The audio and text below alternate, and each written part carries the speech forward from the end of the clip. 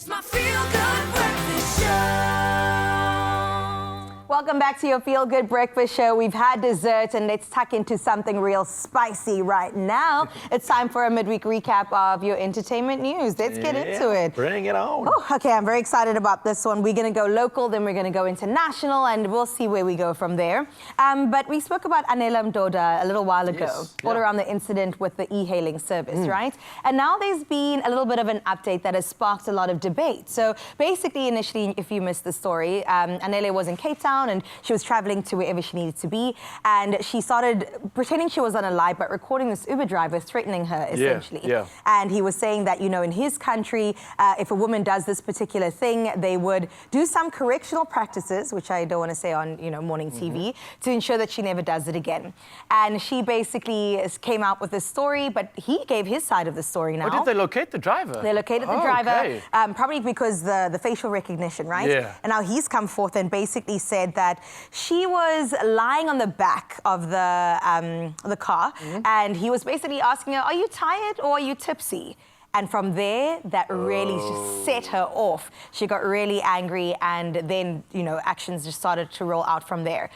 I personally think, regardless, it never warrants what he said to her. Yeah, and I hear that obviously things escalated. Yes. But I can clearly see now how simple this incident could have been. Yeah. And maybe he didn't even have the intention to create that spark or create that trigger. And he might have just said it out of like care. Maybe. But clearly it just barked up the wrong side. Absolutely. So, I mean, there's always two sides to the story, and it's great that we get to hear that side of it as well. But I'm not going to use it as a defense for anything. So this is the thing. I love, too, that we get to hear the fuller story, but now people are using this to almost, I don't know, say that her story is not valid anymore, invalidate her experience. So diminishing the actual experience of what she went through. Absolutely. And that's something that's happening quite often. I mean, as soon as you hear just something that isn't echoing the sentiment of the victim, then suddenly everybody has doubts, they question, they're like, victim blame. And then it takes the entire experience away from you. So this is very, very tricky. No one was actually there. So you really can't make a full opinion on this. And you have to respect everyone's feelings towards the matter. Unfortunately, that's what you have to do. Interesting, and in South Africa, too, I personally would always believe women, and people are using this now as an excuse to not believe this woman in particular. But we will see how it all kind of, you know, unfolds as we move forward. Well, speaking about women, let's touch base with Rachel Carissa. Oh, yeah. She's really becoming one of my favorites lately. I've seen her doing a lot in the scenes. Yeah, she's working. Her healing journey has, I think, just inspired many other women as well who are going through something quite similar. She's been relatively vulnerable and open about it, just not hiding the fact that, you know, she is heartbroken, but she's also taking steps to empower herself. So right now, as it stands, she has actually stepped down as CEO of the Carissa Foundation. They've got an interim CEO just to make sure the stability, you know, kind of lasts.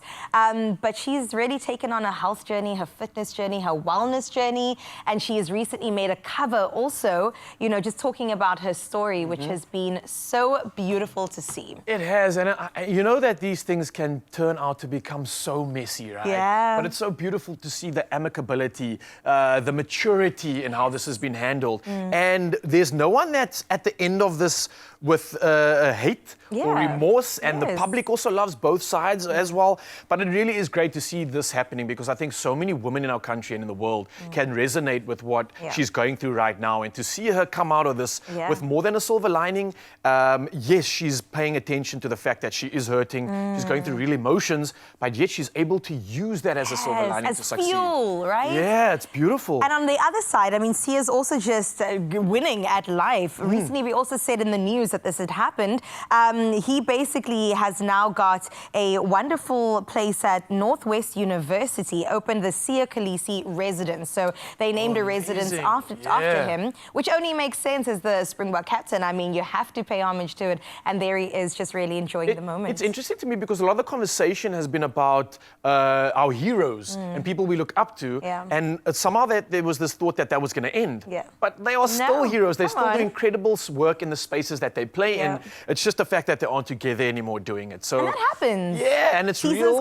It's life. It's something that I think we can all take a page out of. And I think at the end of the day, they are both pursuing happiness. That is really important. And that's something done perfectly. It's a beautiful note to end that one on. Let's take a look at your international entertainment news. Justin Bieber. Oh my goodness, we've been keeping our eye on him. I've seen videos. Ooh, Interesting. There's been a lot of speculation about Mr. Biebs. Is he okay? Whether or not he's okay, Yeah. right? He just turned 31 years old, and there was a beautiful celebration with Hailey and, of course, their 6-month-old son called Jack Blues.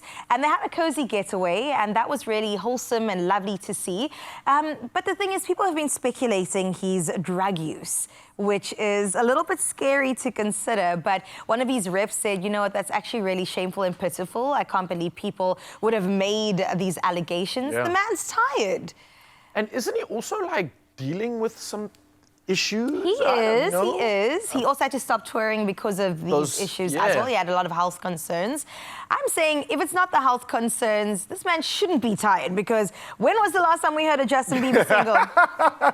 When was the last time we heard an album or seen him on tour? Maybe right? Like, I always believe that when you have a new life that you brought into the world, and especially the gents I chat to, things change. And literally within you, there's a change as well. He's now maybe accountable to new things. He's had a paradigm shift. So maybe this means he's putting that energy into his music. And this new Justin that we're seeing could be the result of him going into a very new, interesting place that he's always making himself vulnerable in.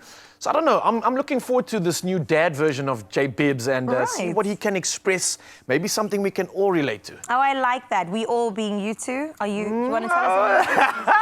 I'm just kidding. You're right. And also, as a new dad, I mean, I'm sure they don't get sleep, so maybe there's that as well. True. Absolutely. It all adds to it. So let's not even put it on him, okay? We should support him in this time. Okay, let's talk about Melinda Bum. That's what she was known as previously. She's Melinda Berg now. Former Miss South Africa. So she recently announced the premature birth of her daughter, which is really exciting. Congratulations to her. 31 weeks is when the baby was born, on the 22nd of November. The baby's name is Rain, and weighing in at just 1.1 kilograms at birth, and then dropping to 900 grams as newborns do sometimes.